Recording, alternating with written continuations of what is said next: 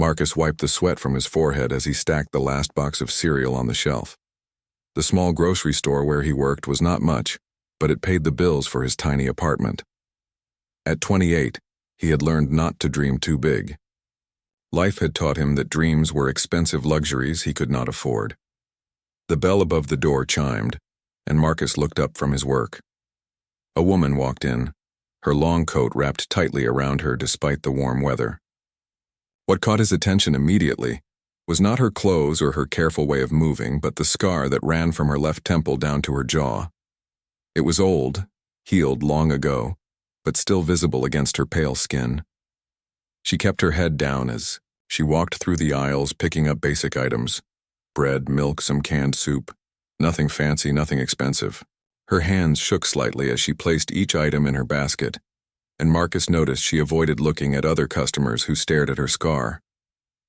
When she came to pay, she fumbled with her wallet, dropping several coins on the floor. They rolled under the counter, making small metallic sounds. Her face turned red with embarrassment as she bent down to collect them. "Don't worry about it," Marcus said gently, coming around the counter to help. "Happens to everyone." She looked up at him with surprise. Her eyes were a deep green, beautiful, despite the sadness they held. Most people either stared at her scar or looked away completely, but Marcus met her gaze directly, without judgment. "Thank you," she whispered, her voice barely audible. "I'm Marcus," he said, handing her the coins he had picked up. She hesitated for a moment. "Elena." Over the next few weeks, Elena became a regular customer. She always came in during the quieter hours, usually in the evening when fewer people were around. Marcus began to look forward to her visits. She was quiet and shy, but there was something about her that drew him in.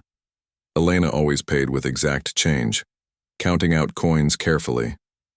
Her clothes were simple and worn, suggesting she didn't have much money.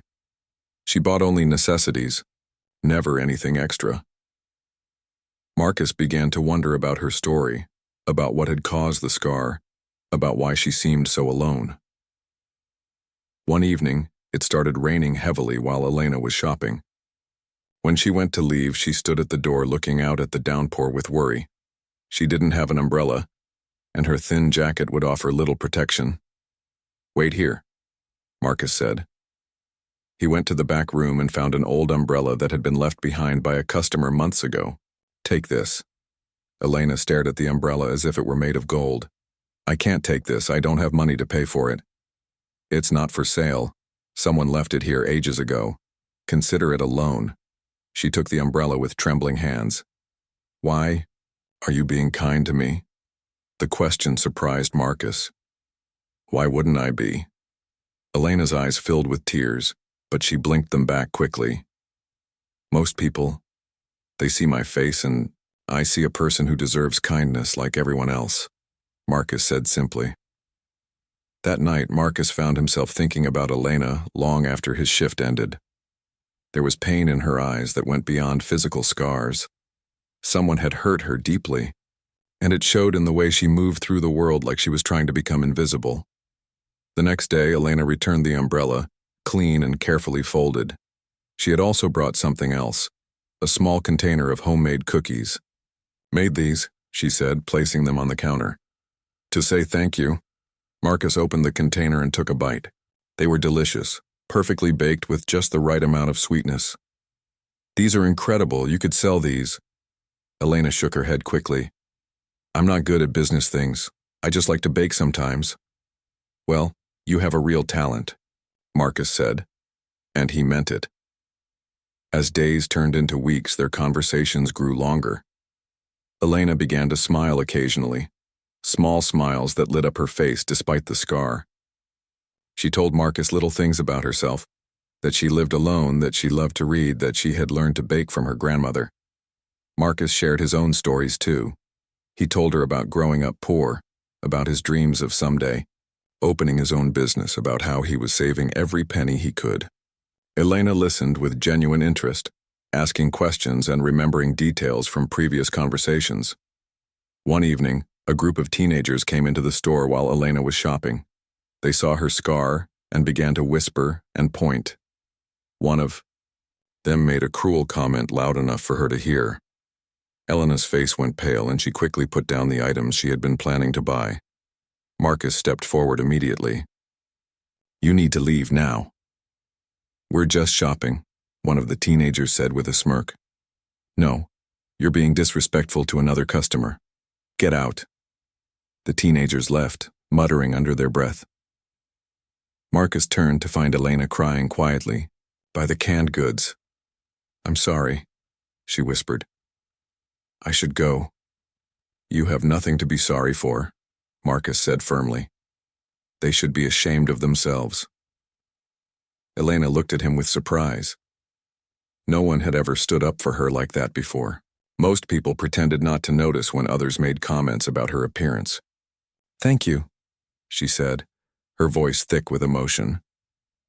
That night, Marcus realized his feelings for Elena had grown beyond simple kindness. He cared about her, worried about her when she wasn't around, and looked forward to seeing her smile. He was falling for this mysterious woman who bought groceries with exact change and made incredible cookies. But Elena remained guarded, careful not to share too much about her past or her life outside their brief conversations.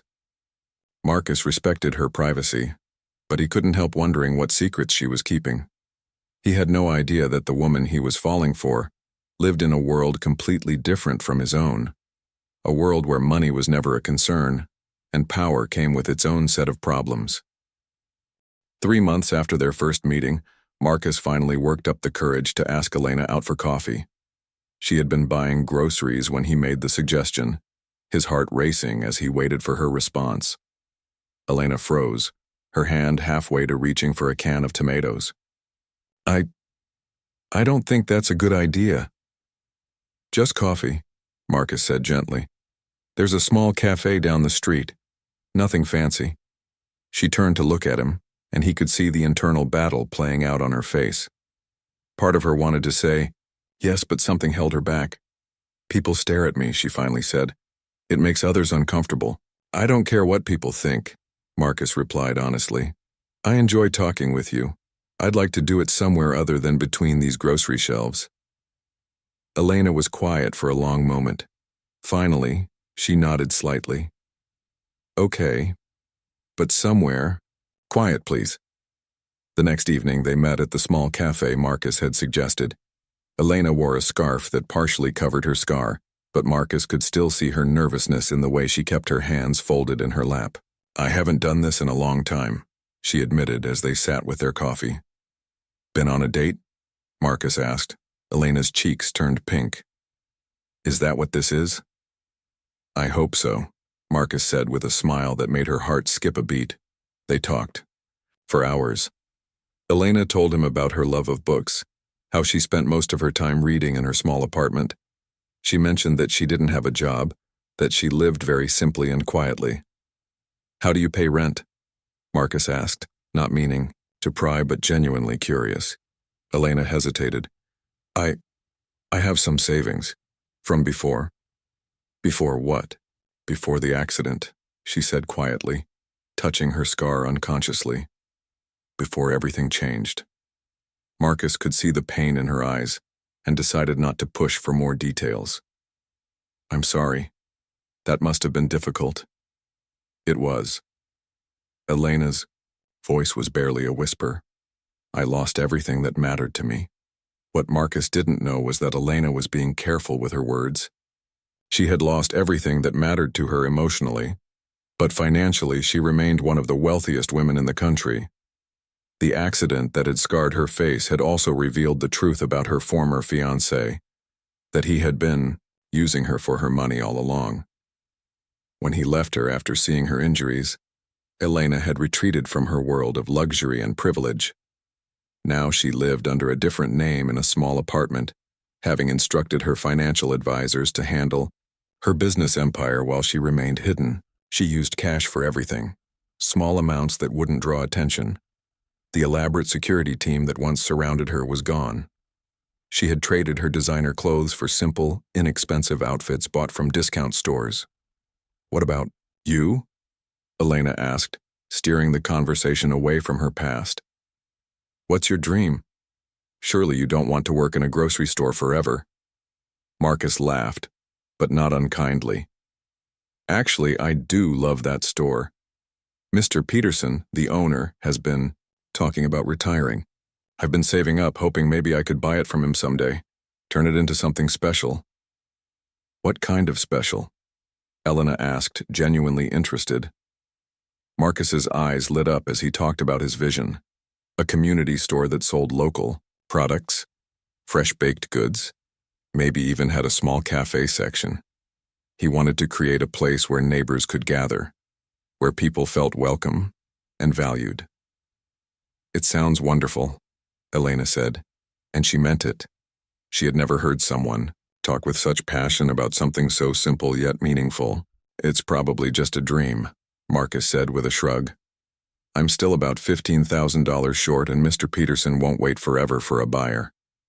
Elena's mind immediately went to her bank accounts, where $15,000 was pocket change. She could solve Marcus's problem with a single phone call, but she couldn't do that without revealing who she really was, and she wasn't ready for that conversation. As they walked back toward Elena's apartment building, Marcus noticed how she kept looking over her shoulder, as if she expected to be followed. Are you okay? He asked. Just cautious, Elena replied. I prefer to keep a low profile. They stopped outside a modest apartment building in one of the city's older neighborhoods. Elena's apartment was on the 3rd floor, and she had chosen it specifically because it had a back entrance and fire escape, multiple ways to leave if necessary. I had a wonderful time tonight, Marcus said. Elena smiled, and it was the brightest smile he had seen from her yet. So did I. Marcus leaned forward slightly, and Elena's breath caught. For a moment it seemed like he might kiss her, but then she stepped back, her hand automatically moving to cover her scar. I'm sorry, she whispered. I'm not ready for... Hey, it's okay, Marcus said quickly. We'll go at whatever pace feels right for you. Elena's eyes filled with tears at his understanding. In her previous life, men had pursued her aggressively, drawn by her wealth and status. Marcus was the first person in years who seemed to genuinely care about her comfort and feelings. After Elena went upstairs, Marcus walked home with a lightness in his step he hadn't felt in years. He was falling hard for this mysterious woman, who counted her change carefully and made the best cookies he had ever tasted. Meanwhile, Elena stood at her apartment window, watching Marcus disappear down the street. She pressed her forehead against the glass, feeling more conflicted than ever. For the first time since her accident, she had met someone who made her want to live fully again. But she was living a lie, and every day it became harder to maintain. In her bedroom, hidden behind a loose floorboard, Elena kept a single reminder of her old life, a business magazine with her photo on the cover, taken just weeks before the EI accident. The headline read, Elena Morrison, the youngest female CEO to break the billion-dollar barrier. She pulled out the magazine now, staring at the confident woman in the expensive suit who looked nothing like the scared person she had become. That woman had owned hotels, restaurants, and retail chains across 3 countries. That woman had commanded boardrooms and made decisions that affected thousands of employees. But that woman had also been betrayed by everyone she trusted, left scarred and alone when her beauty was taken away. Elena carefully put the magazine back in its hiding place. She wasn't ready to be that person again, but she was starting to wonder if she could find a way to be someone new, someone who could be with Marcus without destroying the simple life they were building together. Over the next 2 months, Marcus and Elena fell into a comfortable routine. He would finish his shift at the grocery store, and they would meet for walks in quiet parks or share simple dinners at small restaurants where Elena felt safe from staring eyes. Their relationship grew slowly, built on genuine conversation and mutual respect. Marcus began to notice small things that puzzled him. Elena's apartment, though in a modest building, was furnished with items that seemed too expensive for someone counting coins at the grocery store. Her books were first editions, her kitchen had high-end appliances, and she owned a laptop computer that looked brand new. When he asked about these things, Elena would change the subject or give vague answers about lucky finds at secondhand stores.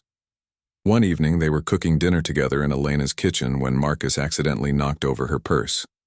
The contents spilled across the floor, and among the usual items, several credit cards scattered out. Marcus bent to help collect everything, and couldn't help but notice that all the cards bore different names, though none of them said Elena. "These aren't your cards," Marcus said, confused rather than accusatory. Elena's face went pale as she quickly gathered the cards. They belonged to a friend. I was returning them." It was a weak explanation, and they both knew it. Marcus studied her face, seeing the fear in her eyes. "Elena, what's going on? Are you in some kind of trouble?" "I can't tell you," Elena whispered, her hands shaking as she put the cards back in her purse. "Please don't ask me to explain." Marcus felt a chill run through him. "Are you married? Running from an abusive husband?" "No, nothing like that," Elena said quickly. "It's complicated, but I'm not married and I'm not a criminal. I need you to trust me." Marcus wanted to trust her, but the incident left him unsettled. That night he lay awake, wondering what secrets Elena was keeping. The next day at work, his curiosity got the better of him. During his lunch break, he used the store's computer to search for Elena, combined with various keywords related to her appearance and approximate age. He found nothing. No social media profiles, no public records, no trace of anyone matching her description. It was as if Elena didn't exist. Meanwhile, Elena was dealing with her own crisis. Her financial manager had been calling repeatedly, leaving increasingly urgent messages about business decisions that required her immediate attention. Her largest hotel chain was facing a potential acquisition, and several board meetings had been scheduled that she couldn't continue to avoid. Elena stared at her phone, listening to the latest voicemail. "Ms. Morrison, I understand your desire for privacy, but the Hartwell Group is pressing for an answer. If we don't respond by Friday, they may withdraw their offer. This could cost the company millions." She hung up without returning the call. The old Elena would have been in that boardroom, negotiating terms and protecting her employees' jobs. But the old Elena lived in a world where appearance mattered more than substance, where people pretended to care while they calculated her worth. That Friday evening, Marcus seemed distracted during their dinner date. He kept looking at Elena like he was trying to solve a puzzle. "You're quiet tonight," Elena observed. Marcus set down his fork. "I've been thinking about us, about how little I really know about you." Elena's stomach dropped. "What do you mean?" "I don't know where you went to school, what you did before we met, if you have family anywhere. I don't even know your last name." "Some things are better left in the past," Elena said carefully. "But we're building something together, aren't we?" Marcus reached across the table to take her hand. "I'm falling in love with you, Elena. But I feel like I'm falling in love with a ghost." Elena's heart broke at his words. She was falling in love with him too, deeper than she had ever fallen for anyone. Marcus loved her not for her money or status, but for the person she had become in their quiet moments together. He had seen her scars and found her beautiful anyway. "I love you too," she whispered, tears streaming down her face. "Then trust me with the truth," Marcus pleaded. Elena pulled her hand away from his. "I can't. If I tell you who I really am, everything will change. You'll look at me differently, and I can't bear that. Nothing could change how I feel about you. You say that now, but you don't understand what you're asking." Their argument was interrupted by the arrival of Elena's worst nightmare. 3 men in expensive suits had entered the restaurant and were walking directly toward their table. Elena recognized them immediately, her head of security, her personal lawyer, and her business manager. "Ms. Morrison," the lawyer said quietly, "we need to speak with you immediately." Elena closed her eyes, feeling her carefully constructed world crumble around her. Marcus stared at the men in confusion, then looked at Elena. "Ms. Morrison?" he repeated slowly. Elena couldn't meet his eyes. "I'm sorry," she whispered. The security chief leaned down to speak in her ear. "There's been a situation with the Hartwell acquisition. They've discovered your location and are threatening to go public with information about your whereabouts unless you meet with them tonight." Elena's hands were shaking as she stood up from the table. The other restaurant patrons were beginning to notice the commotion, some taking pictures with their phones. "We have a car waiting outside," the business manager said. "We need to leave now." Elena looked down at Marcus, who sat frozen in his chair, trying to process what was happening. "Elena Morrison," he said slowly, recognition dawning on his face. "The hotel heiress, the billionaire who disappeared after that car accident 2 years ago." "Marcus, please let me explain." "You're one of the richest women in the world," Marcus said, his voice flat with shock. "And you've been pretending to be poor, letting me pay for our dates, listening to me worry about $15,000 while you probably spend more than that on lunch." "It wasn't like that," Elena said desperately. "My feelings for you are real. Everything between us is real." But Marcus was shaking his head, standing up from the table. "I don't even know who you are. The woman I fell in love with doesn't exist." "She does exist," Elena said, reaching for him, but he stepped away. "Ms. Morrison, we really must go," the lawyer urged. Elena looked between Marcus and her business team, feeling torn between two worlds. The secure, wealthy world that had betrayed her, and the simple, honest world she had found with Marcus. "I have to go," she said to Marcus, her voice breaking. "But this isn't over. I'll find a way to explain everything." Marcus watched as Elena was escorted from the restaurant by her security team, leaving him alone at their table with unanswered questions and a broken heart. The other diners were still staring and whispering, some clearly recognizing Elena now, that her secret was out.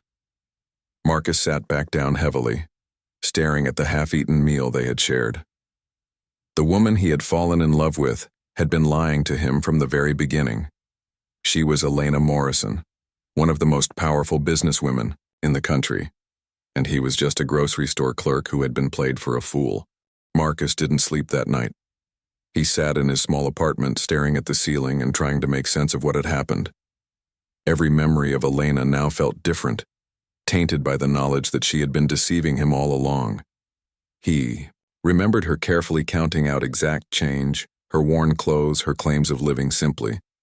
All of it had been an act. Elena Morrison was worth over $2 billion according to the articles he found online after returning home. She owned luxury hotels, high-end restaurants, and retail chains across multiple countries. The photos he found showed a confident woman in designer suits attending charity galas and business conferences, but in every picture taken before the accident, her face was unmarked, beautiful in the conventional way that opened doors and commanded attention. Marcus read about the car accident that had changed everything. Elena had been driving to meet her fiancé when a drunk driver ran a red light. The crash had nearly killed her, leaving her with the scar that now marked her face. What the articles didn't focus on was what happened next. How her fiancé had left her while she was still in the hospital, how her social circle had slowly disappeared, how she had retreated from public life entirely. Despite his anger and hurt, Marcus found himself feeling sympathy for the woman who had been abandoned by everyone when her appearance changed. But that sympathy was overshadowed by his sense of betrayal. Elena had watched him struggle with money, had listened to him worry about his dreams of buying the grocery store, all while having the power to solve his problems with pocket change. The next few days passed in a blur. Marcus went through the motions at work, but his heart wasn't in it. Customers noticed his distraction, and Mr. Peterson asked several times if everything was okay. Marcus couldn't bring himself to explain that the woman he loved had turned out to be living a lie. Elena didn't come to the store. Marcus found himself looking up every time the bell rang, hoping and dreading that it might be her. On the fourth day, she finally appeared, but she looked different. Gone were the simple clothes and careful movements. She wore an expensive coat. Her hair was professionally styled, and she moved with the confidence of someone accustomed to being in charge. "We need to talk," she said when she reached the counter. Marcus looked around the store, aware that other customers were staring. "Not here." "Then where?" "You haven't been answering my calls." "I don't know what to say to you, Elena. Or should I call you Ms. Morrison?" Pain flashed across Elena's face. "I'm still the same person you fell in love with." "Are you?" Because the person I fell in love with was honest with me. Elena glanced around at the watching customers and lowered her voice. Please. Give me one chance to explain everything. Meet me tonight, and I'll tell you the whole truth. Marcus hesitated. Part of him wanted to refuse, to protect himself from further hurt. But another part of him needed answers. The park by the lake, he said finally. 8 o'clock. Elena nodded and left without buying anything, leaving Marcus to deal with the curious stares and whispered questions from the other customers. That evening, Marcus found Elena sitting on their favorite bench by the lake. She was back in simple clothes, the expensive coat replaced by the worn jacket he was familiar with. But something had changed in her posture, in the way she held herself. Thank you for coming, she said as he sat down beside her, careful to leave space between them. Just tell me the truth, Marcus said. All of it. Elena took a deep breath and began to speak. She told him about growing up wealthy but lonely, how her parents had died when she was young, leaving her with a fortune and a business empire she had to learn to run. She explained how difficult it had been to know if people cared about her or just her money. When I met Richard, my fiancé, I thought I had finally found someone who loved me for who I was, Elena continued. He was wealthy in his own right, successful and charming. I thought money wasn't an issue between us. Marcus listened without interrupting as Elena described the night of the accident, how she had been rushing to meet Richard for dinner when the drunk driver hit her car. She spent months in the hospital, undergoing multiple surgeries to save her life. Richard visited me once, Elena said, her voice barely above a whisper. He took one look at my face and said he couldn't handle being with someone who looked like me. He said his political career required a wife who could be an asset, not a liability. Marcus felt his anger toward Elena softening despite himself. I'm sorry, that must have been devastating. It was more than losing Richard, Elena continued. It was like losing everyone all at once. My so-called friends stopped visiting. Business associates treated me differently. The media called me a recluse and speculated about whether I was mentally unstable. Everyone who had claimed to care about me disappeared when I was no longer perfect. Elena explained how she had retreated from her old life, turning over day-to-day business operations to trusted managers while she tried to figure out who she was beyond her appearance and wealth. I rented that apartment under a different name, paid cash for everything, and tried to live like a normal person, she said. For the first time in my life, I wanted to know what it felt like to be valued for something other than money or beauty. And then you met me, Marcus said quietly. Then I met you, Elena confirmed. You were the first person in 2 years who looked at me and saw a person worth talking to. You didn't care about my scar, didn't treat me like I was fragile or pitiable. You just treated me like Elena. Marcus stared out at the lake, processing everything she had told him. But you lied to me every day. You let me think you were struggling financially while you're worth billions. I know, and I'm sorry. I was terrified that if you knew the truth, you would change. That you would start seeing dollar signs instead of seeing me. You didn't give me the chance to prove otherwise. Elena turned to face him fully. You're right. I was a coward. But Marcus, everything I felt for you was real. Every moment we spent together, every conversation we had, that was the real me. Not the business executive or the heiress, but the woman who learned to bake cookies and loves reading late into the night. Marcus felt his resolve wavering. He could see the sincerity in Elena's eyes, could hear the pain in her voice. But the betrayal still stung. I need time to think about all this, he said finally. Elena nodded, though disappointment was clear on her face. I understand. But Marcus, there's something else you need to know. The reason my business team found me that night. There are people trying to force a hostile takeover of my company. If I don't return to my role as CEO, thousands of people will lose their jobs. She stood up from the bench, looking every inch the powerful businesswoman she really was. I have to go back to being Elena Morrison. The question is whether there's still a place in that life for what we had together. Marcus watched her walk away, leaving him alone with his thoughts and the weight of a decision he wasn't ready to make. The woman he loved was real, But she was also someone completely different from who he had thought she was. And now he had to decide whether love could bridge the gap between their two very different worlds. For the next week, Marcus threw himself into work, trying to distract himself from thoughts of Elena. But everywhere he looked, he was reminded of her. The coffee shop where they had their first date, the aisle where she always bought her groceries, the corner where she had stood with her umbrella in the rain. Mr. Peterson noticed his employee's distraction and finally cornered him during a quiet afternoon. "Son, you've been walking around like someone died. What's eating at you?" Marcus found himself telling his boss everything. About Elena, about the lies, about discovering she was one of the richest women in the country. Mr. Peterson listened, without judgment, occasionally nodding or asking clarifying questions. "So let me get this straight," Mr. Peterson said when Marcus finished. "This woman who could buy and sell this entire neighborhood chose to spend her time with you because she enjoyed your company?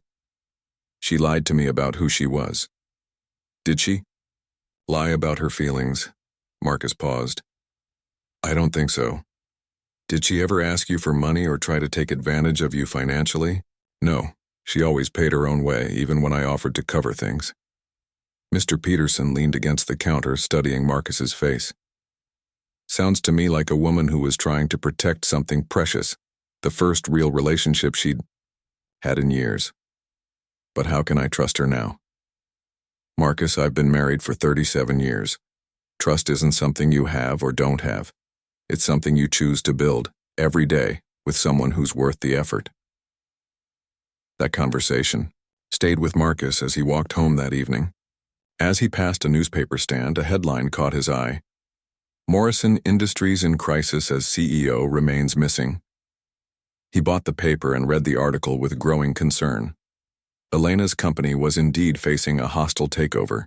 The article mentioned that several of her hotels had already been forced to close, and hundreds of employees had been laid off. The Hartwell Group, which was leading the takeover attempt, had a reputation for acquiring companies, stripping their assets, and selling off the pieces. Marcus realized that Elena wasn't just dealing with personal issues. She was facing the potential destruction of everything she had built, and she was facing it alone. The next morning, Marcus made a decision that surprised even himself. He asked Mr. Peterson for the day off and took a bus across town to Elena's real address, which he had found in one of the business articles. The Morrison estate was unlike anything Marcus had ever seen. The mansion sat on acres of perfectly manicured grounds, surrounded by high walls and security gates. Marcus felt completely out of place as he approached the guardhouse. "I'm here to see Elena Morrison," he told the security guard. The guard looked at Marcus's simple clothes and work boots with obvious skepticism. "Is Ms. Morrison expecting you?" "No, but please tell her Marcus from the grocery store is here." The guard made a phone call, speaking in low tones. After a few minutes, he returned with surprise on his face. "Ms. Morrison will see you. Please follow the driveway to the main house." Marcus walked up the long driveway, feeling more nervous with each step. The house was massive, with marble columns and elaborate gardens. A butler met him at the front door and led him through rooms filled with expensive artwork and antique furniture. Elena was waiting in a study lined with floor-to-ceiling bookshelves. She wore a business suit and looked tired, with dark circles under her eyes. Papers were scattered across a large desk and multiple phones were ringing in the background. "Marcus," she said, standing up with surprise. "I didn't expect to see you here." "I read about what's happening with your company," Marcus said. "I came to see if you were okay." Elena's expression softened. "I'm managing, though it's been difficult, trying to run a crisis meeting while wearing a mask to hide my scar from video conferences."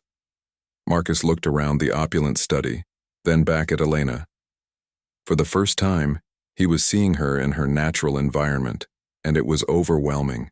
"This is who you really are," he said quietly. "No," Elena replied firmly. "This is what I do, not who I am. The woman who makes cookies and reads books until midnight, that's who I really am. This," she gestured around the room, "is just a role I have to play." As if to prove her point, Elena's business manager entered the room with a stack of urgent documents. Ms. Morrison, the Hartwell Group is demanding an answer by noon, or they're going public with their takeover bid. Elena looked at the papers with obvious stress. What are the projections if we accept their offer? 70% of current employees will be terminated within 6 months. Most of our community development programs will be canceled. The Hartwell Group is only interested in the real estate value of our properties. Marcus watched Elena process this information, seeing the weight of responsibility on her shoulders. Thousands of people's livelihoods depended on the decisions she made. What do you need to stop them? Marcus asked. Elena looked at him in surprise. It's complicated. The takeover is legal, but if I can restructure some of our debt and find new investors, we might be able to maintain control. How long do you need? At least 6 months to implement a proper defense strategy. Marcus made a decision that shocked everyone in the room, including himself. What if you had $15,000 as a show of good faith to potential investors? Would that buy you time? Elena stared at him. Marcus, $15,000 won't make a difference in $1 billion takeover. But it means something. Else, Marcus said quietly, it means someone believes in you enough to risk everything they have. The room fell silent. Elena's business manager looked confused, but Elena understood immediately what Marcus was offering. He was willing to give up his dream of buying the grocery store to help her fight for her company. I can't accept that, Elena said, her voice thick with emotion. It's not about the money, Marcus replied. It's about showing you that I trust you, that I believe in the person you are, whether you're counting change in a grocery store or running $1 billion company. Elena felt tears streaming down her face. After years of being surrounded by people who only wanted something from her, Marcus was offering to give her everything he had, asking for nothing in return. The grocery store is your dream, she whispered. You're my dream, Marcus said simply. Everything else is just details. Elena's business manager cleared his throat uncomfortably. Ms. Morrison, we really do need a decision about the Hartwell situation. Elena wiped her tears and straightened her shoulders, transforming back into the CEO she had trained herself to be. Cancel all meetings with the Hartwell Group. We're going to fight this. Ma'am, do we have the resources for a prolonged battle? Elena looked at Marcus, who stood in her opulent study, wearing his simple work clothes, offering her his life savings without hesitation. We have something better than resources. We have people who believe in us. Over the next several hours, Marcus watched Elena transform into the powerful businesswoman he had read about in magazines. She made phone calls to investors around the world, restructured debt agreements, and coordinated with legal teams. Her confidence was remarkable, and Marcus began to understand how she had built such a successful empire. But what impressed him most was how she treated everyone who worked for her. Elena knew her employees' names, asked about their families, and made decisions that prioritized their welfare over pure profit. This wasn't the cold, calculating businesswoman he had expected. During a brief break between calls, Elena found Marcus reading one of her books in a quiet corner of the study. You're not what I expected either, he said when she approached. What did you expect? Someone ruthless, someone who would do anything to win. But you're fighting this takeover primarily to protect your employees, aren't you? Elena sat down beside him. When my parents died, I inherited more than just money. I inherited responsibility for thousands of people's livelihoods. That's not something I take lightly. Is that why you disappeared for 2 years? The pressure? Partly, but mostly because I couldn't tell who cared about Elena the person versus Elena the bank account. After the accident, when everyone left, I realized how alone I really was. Marcus set down the book and took her hand. You're not alone anymore. Elena squeezed his hand tightly. Marcus, I need you to understand something. If we're going to be together, your life will change dramatically. There will be security concerns, media attention, people who will try to use our relationship for their own advantage. Are you trying to scare me off? I'm trying to be honest about what you're signing up for. This world can be cruel and complicated. Marcus, thought about the simple life he had been living, the quiet evenings and modest dreams. Then he looked at Elena, seeing past the wealth and power to the woman who had counted coins carefully and made cookies with love. "I fell in love with you in a grocery store," he said. "I don't care where we build our life together as long as we build it honestly." Elena felt a weight lift from her shoulders that she hadn't realized she had been carrying. For the first time since her accident, she felt truly hopeful about the future. "There's something I want to show you," she said, leading him to another room in the mansion. The room Elena showed him was completely different from the rest of the house. It was simple and cozy, with comfortable furniture, well-worn books, and a small kitchen area. The walls were covered with photos, not of business achievement. 6 months later, Marcus stood in the lobby of Morrison Industries headquarters, still amazed at how much his life had changed. Elena had successfully fought off the hostile takeover, restructuring her company and bringing in new investors who shared her vision of ethical business practices. The battle had been intense, requiring Elena to step fully back into her role as CEO, but she had emerged stronger than ever. Marcus had initially struggled with the transition into Elena's world. The media attention had been overwhelming at first, with reporters constantly asking about the grocery store clerk who won the heart of a billionaire. Elena's security team had to be expanded to protect both of them, and Marcus had needed time to adjust to never being truly alone in public. But Elena had kept her promise to build their relationship honestly. She included Marcus in business decisions, when appropriate, explained the complexities of her world, and always made time for their quiet moments together. She had also insisted on something that surprised everyone. She wanted to keep the small apartment where they had fallen in love. "It reminds me of who I really am," she had told Marcus when he questioned why she needed to maintain the modest space when she had a mansion. "It's where I learned to be happy again." They spent at least 2 evenings a week at the apartment, cooking simple meals and reading together, away from the pressures of Elena's business empire. These moments kept them grounded in the connection that had brought them together. Today was special, though. Marcus was at Morrison Industries headquarters because Elena had a surprise for him. She had been secretive about it for weeks, only telling him to dress nicely and meet her at the office. Elena appeared in the lobby wearing a business suit, but with an excited smile that reminded Marcus of the shy woman who used to count change at his grocery store. "Are you ready for your surprise?" she asked, taking his hand. "I'm nervous," Marcus admitted. "Your surprises tend to be overwhelming." Elena laughed and led him to the elevator. They rode up to the executive floor where Elena's corner office offered stunning views of the city. But instead of going to her office, Elena led Marcus to a conference room where several people were waiting. Marcus recognized Mr. Peterson immediately, looking both excited and nervous in his best suit. There were also several other people Marcus didn't recognize, including a woman with a briefcase and a man taking notes. "Marcus," Elena said, her voice formal but warm. "I'd like you to meet the new board of directors for Peterson's community market." Marcus stared at her in confusion. "What?" Mr. Peterson stepped forward with a huge grin. "Son, Ms. Morrison made me an offer I couldn't refuse. She's not just buying the store, she's turning it into the first location of a new chain of community markets." The woman with the briefcase opened it and pulled out a stack of documents. "Mr. Marcus, Ms. Morrison has proposed making you the general manager and part owner of Peterson's community market, with the option to expand to additional locations as the chain grows." Marcus looked around the room, then at Elena, who was watching, him with hopeful eyes. "You bought the grocery store?" he asked. "I invested in your vision," Elena corrected.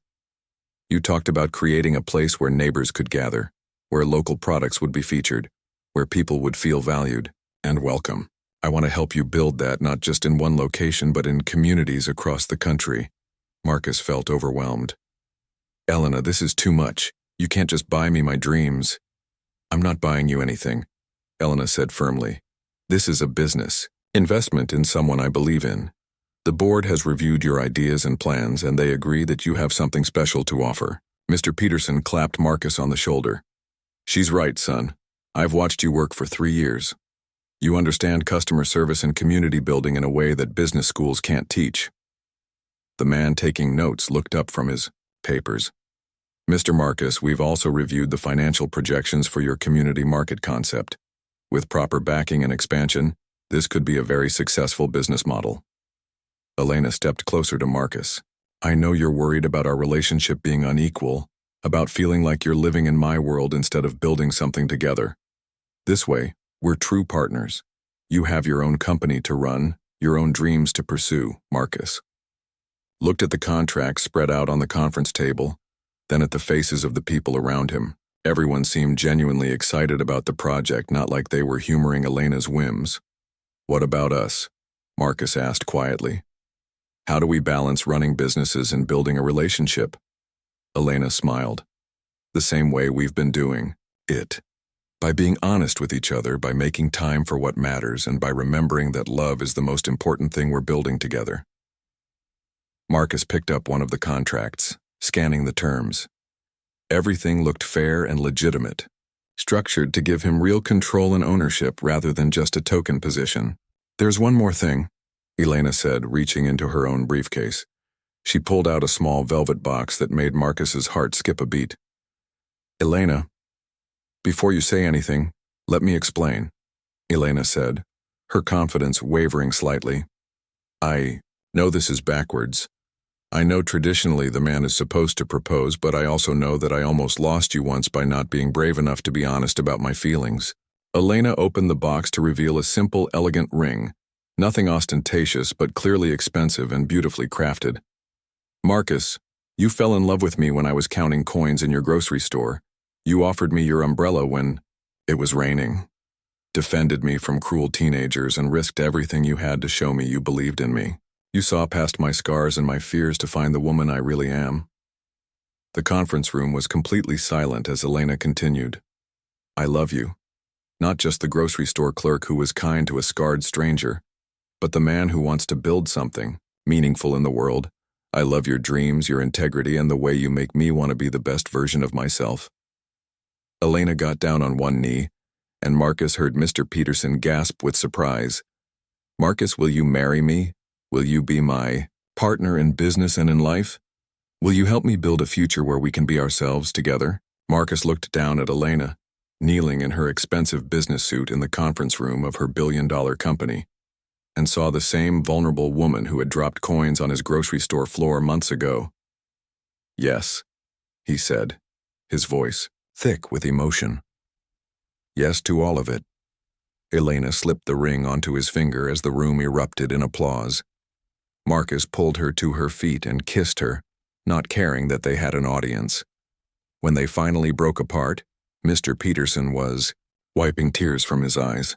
Well, he said, I guess this means you two are going to be very busy. Elena laughed, her arm still around Marcus. We'll manage. After all, we've gotten pretty good at building something beautiful from unexpected beginnings. Marcus looked around, the conference room, then out at the city skyline visible through the windows. 6 months ago, he had been a simple grocery store clerk worried about making rent. Now he was engaged to one of the most powerful women in the country and about to become an entrepreneur in his own right.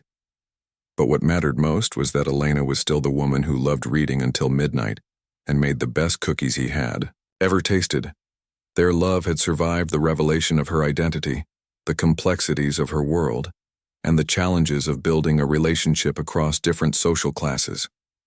So, Marcus said, when do we start planning our wedding and opening our first community market? Elena grinned. How about we start with the market next month and the wedding next spring? I want to give you time to get used to being engaged to a billionaire. I think I can handle it, Marcus said, looking at his ring. After all, I fell in love with you when you were just Elena who counted her change carefully. Everything else is just bonus. As they signed the business contracts that would make Marcus a partner in Elena's expanding vision, both of them knew they had found something rare, a love built on genuine connection, sustained by honesty, and strong enough to bridge any gap between their different worlds. The scarred stranger and the grocery store clerk had become partners in every sense of the word, ready to build a future together that neither of them could have imagined when they first met over scattered coins. On a grocery store floor,